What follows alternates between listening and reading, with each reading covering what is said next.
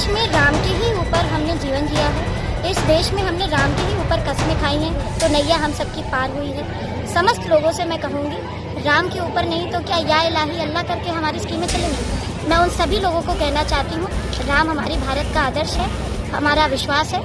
Aparna Yadav, BJP और बदलती सियासत, क्या टूट रहा है भरोसे का सेतु? क्या अपर्णा यादव और भारतीय जनता पार्टी के बीच सब कुछ पहले जैसा नहीं रहा?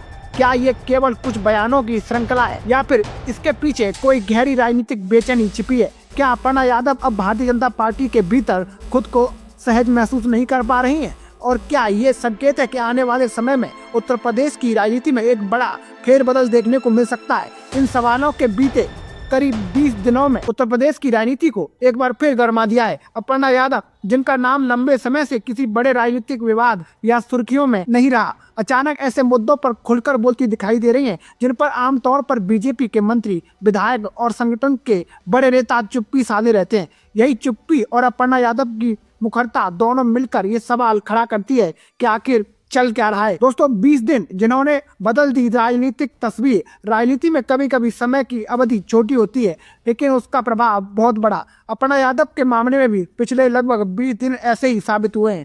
इन 20 दिनों में उनके बयान लगातार सुर्खियों में रहे।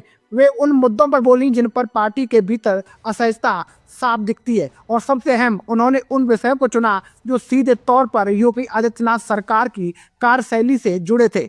ये वही सरकार है जिसके बारे में आम धारणा ये रही है कि पार्टी के भीतर असहमति की गुंजाइश बहुत सीमित है। ऐसे में अपर्णा यादव का खुलकर बोलना राजनीतिक दृष्टि से असामान्य जरूर है, लेकिन महत्वहीन नहीं। यहाँ एक अहम बात समझना जरूरी है दोस्तों। अपर्णा यादव विपक्ष में बैठकर सवाल नहीं उठा रही हैं। वो सत्ताधारी दल का हिस्सा होते हुए उसी सत्ता से जुड़े नैतिक और राजनीतिक सवाल सामने रख रही हैं।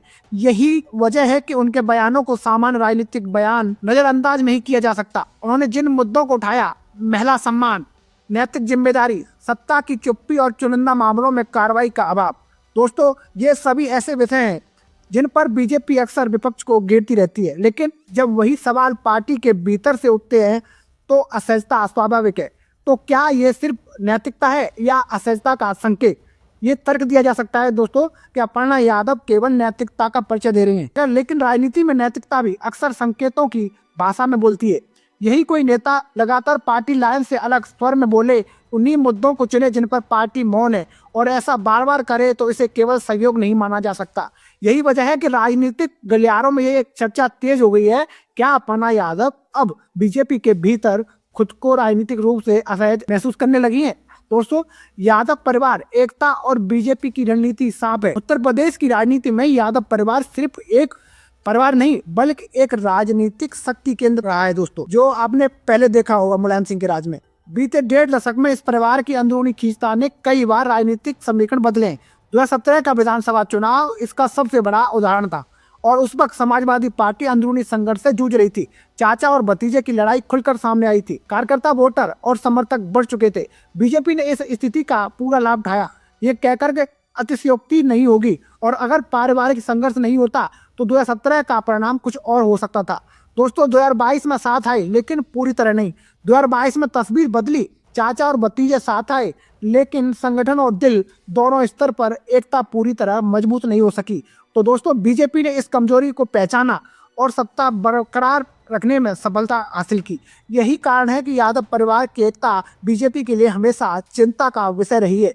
अखिलेश यादव, माफ कीजिएगा, शिवपाल सिंह यादव का दावा और मौजूदा संकेत इसी संदर्भ में शिवपाल सिंह यादव का वो बयान बार बार याद दिला रहा है, जिसमें उन्होंने कहा था कि यादव परिवार फिर से एकजुट होगा। तो दोस्तों, उस बयान को उस समय कई लोगों ने हल्के में लिया था, माफ कीजिएगा, लेकिन बीते कुछ चुनावी परिणामों और राजनीतिक घटनाओं ने इस दावे को नई धार दे दी है। मैनपुरी उपचुनाव हो या लोकसभा चुनाव, परिवार की एकजुटता का असर साफ दिखाई दिया। यही वजह है कि अपर्णा यादव किसी भी रूप में उस एकता की ओर बढ़ती हैं तो इसका असर केवल एक नेता तक सीमित नहीं रहेगा। दोस्तों, अब बात करते हैं अपर्णा यादव की राजनीतिक भूमिका, उपयोग और सीमा पर। बीजेपी में शामिल होने के बाद अपर्णा यादव को लेकर ये चर्चा रही कि क्या उन्हें यादव परिवार के खिलाफ एक राजनीतिक हथियार के तौर पर इस्तेमाल किया जा सकता है। दोस्तों, अंदर खाने से बार बार ये संकेत मिले थे कि उन्हें अखिलेश यादव के विकल्प के रूप में पेश करने की कोशिश हुई। डिम्पल यादव के खिलाफ चुनावी प्रयोग की संभावनाएं तराशी गईं, लेकिन हर बार अपर्णा यादव ने एक स्पष्ट रेखा की थी। उन्होंने ये संदेश साफ तौर पर दिया कि वे प्रचार कर सकती हैं, पार्टी की नीतियों का समर्थन कर सकती हैं, लेकिन अपने परिवार के सदस्यों के खिलाफ चुनाव नहीं लड़ेंगी। दोस्तों, ये बहुत बड़ी बात थी।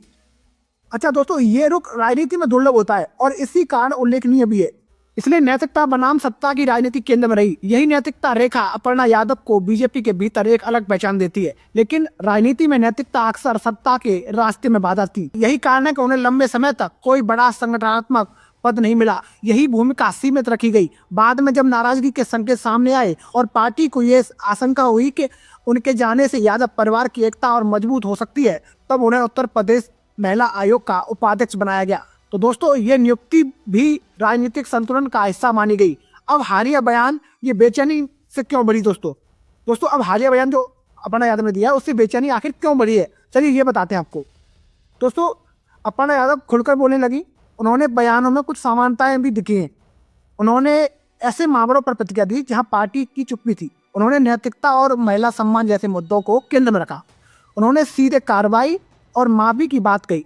ये सब उस पार्टी के भीतर हो रहा है जो आमतौर पर अनुशासन और एकरूपता के लिए जानी जाती है। और क्या ये आने वाले समय का बदलाव है?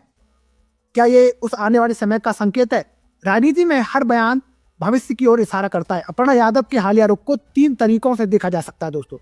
ये केवल व्यक्तिगत नैतिकता का मामला नहीं है, ये पार्टी के भीतर बढ़ती असहजता का संकेत है। ये यादव परिवार की संभावित एकता की भूमिका हो सकती है।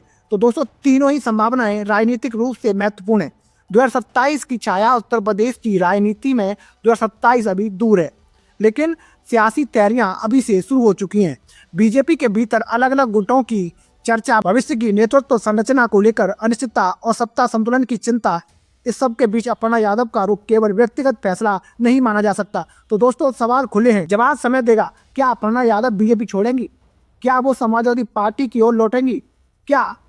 क्या वो बीजेपी के भीतर रहकर अपनी अलग राजनीतिक पहचान बनाएंगी? दोस्तों, इन सभी सवालों के जवाब अभी स्पष्ट नहीं है, लेकिन इतना तय है, बीते 20 दिनों की घटनाएं सामान्य नहीं है। अपर्णा यादव का बदला हुआ स्वर राजनीतिक संदेश दे रहा है और उत्तर प्रदेश की राजनीति एक बार फिर नए मोड़ की ओर बढ़ रही है। राजनीति में कुछ भी अचानक नहीं होता। हर बयान, हर चुप्पी और हर प्रतिक्रिया आने वाले समय की पटकथा लिखती है और शायद अपर्णा यादव का ये दौर उसी की पटकथा का एक अहम अध्याय है। तो दोस्तों, आप ये जानकारी कैसी लगी आप कमेंट बॉक्स में जरूर बताएं। जय हिंद, जय भारत। देश में राम के ही ऊपर हमने जीवन जिया है। इस देश में हमने राम के ही ऊपर कस्में खाई हैं, तो नैया हम सबकी पार